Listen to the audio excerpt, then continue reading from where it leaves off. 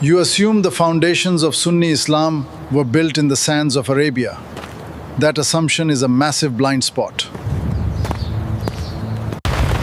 Every single major compiler of Hadith was born in the ancient Persian.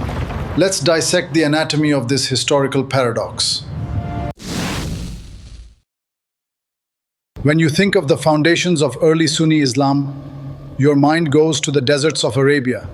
You think of Mecca, Medina, and the Hijaz. Ask anyone to name the scholars who preserved the exact words of the Prophet Muhammad, and they will list the undisputed masters: Bukhari, Muslim, Abu Dawud, al-tirmidhi, al-nasai, and Ibn Majah. We usually assume these men were Arab scholars sitting in the shadow of the Kaaba. But there is a massive geographic blind spot in that assumption. Exactly 0 of the men who compiled the 6 most authentic books of Sunni Hadith were born in the Arabian Peninsula.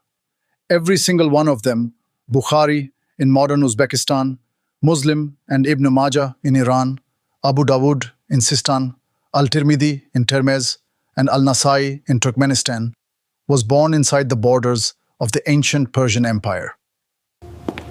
The early Muslims didn't rely on written text, but on pure human memory. But as empires expand, oral traditions fracture. You can't run a global civilization on memory alone. The oral system hit a hard ceiling, and the timeline demanded physical data. This move 2,000 miles to the northeast wasn't a coincidence. To understand why the intellectual center of gravity shifted, we have to look at the specific machinery required to handle information on an imperial scale. For the first century of Islam, the primary storage system was human memory. The Arabs possessed a refined oral culture, with brains engineered to retain thousands of lines of complex poetry and genealogies without a single written note. When the Islamic borders exploded from Spain to India, cultural memory faced a catastrophic failure.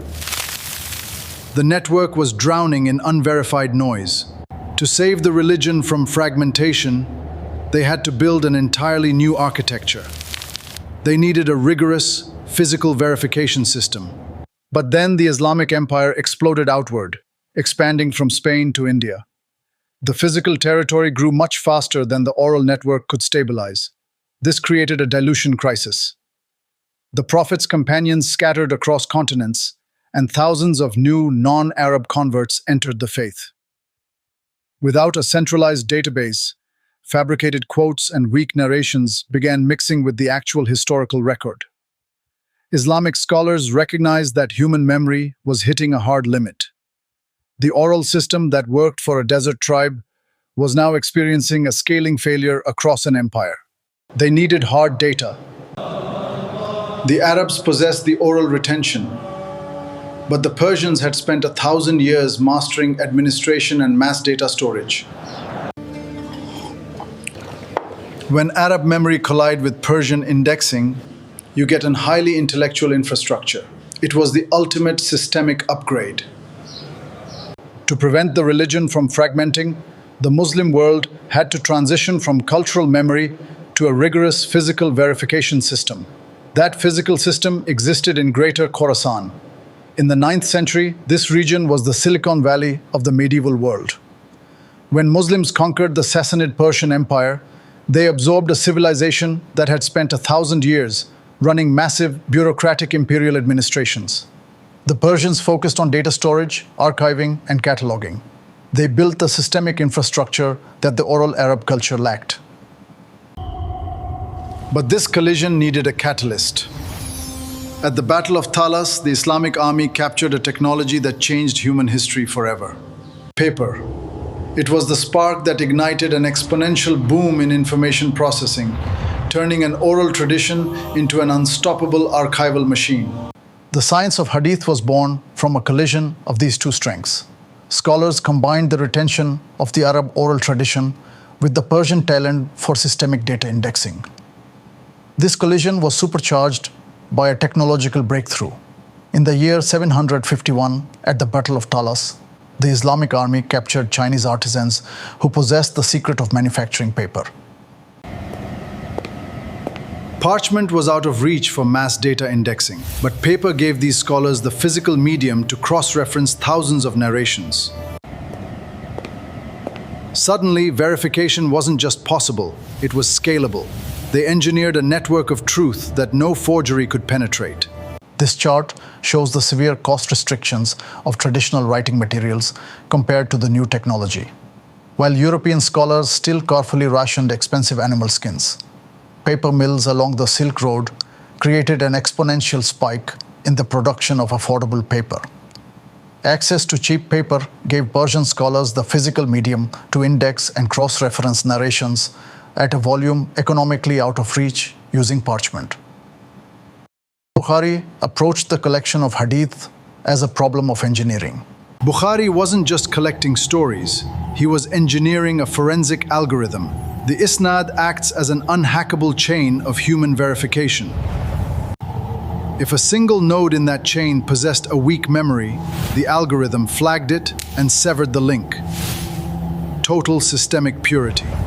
He was building a verification system designed to isolate historical fact from noise. To build his database, Bukhari traveled thousands of miles and systematically interviewed over 1,000 individual scholars, memorizing hundreds of thousands of narrations. He structured this data using a core mechanism called the Isnad, the chain of narration. This forensic network tracks information through multiple human nodes back to the source. If a single person in that chain had a weak memory, the algorithm flags it, severs the link, and discards the narration. The Isnad functioned as a forensic algorithm, and its execution was only possible because of the Persian archival ecosystem. If you look into the backgrounds of these 6 compilers today, you will run into a fierce nationalistic debate regarding their DNA and ethnicity. Arab historians point out that men like Abu Dawood descended from Arab tribes migrating to Khorasan. Persian historians counter that others were indigenous Persians who converted to Islam. But viewing medieval Islamic history through the lens of modern genetics misses the actual nature of their work. Regardless of their bloodline, their intellectual operating system was Persian. These men were forged by the culture and infrastructure of Greater Khorasan. This leaves us with a historical paradox. The religion of Islam was born in Mecca, but the mechanical system that ensured its survival was engineered thousands of miles away. The custodianship of these foundational texts fell to scholars from outside the Arabian Peninsula. The most sacred words of an Arab prophet were locked into history by the scholars of Khorasan. The truth doesn't recognize borders. This religion wasn't engineered for a single desert tribe. It was built by a global civilization for a global civilization. What will you build?